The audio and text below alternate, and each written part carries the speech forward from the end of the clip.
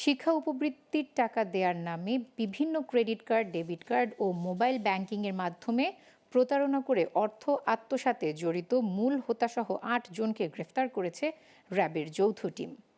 দুপুরে মিডিয়া সেন্টারে সংবাদ সম্মেলনে র্যাব-৫-এর অধিনায়ক লেফটেন্যান্ট কর্নেল মুনিম ফেরদৌস বলেন, সুনির্দিষ্ট অভিযোগ ও গোয়েন্দা কার্যক্রমের ভিত্তিতে ঢাকা, গাজীপুর, নারায়ণগঞ্জ, জামালপুর, কুমিল্লা ও ফরিদপুর সহ বিভিন্ন স্থানে অভিযান চালিয়ে তাদের গ্রেফতার করা হয়।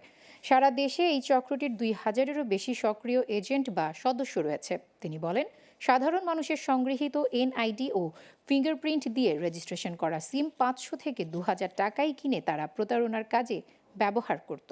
এরই মধ্যে ১,৮৬১টি মোবাইল নম্বর শনাক্ত করেছে র্যাব।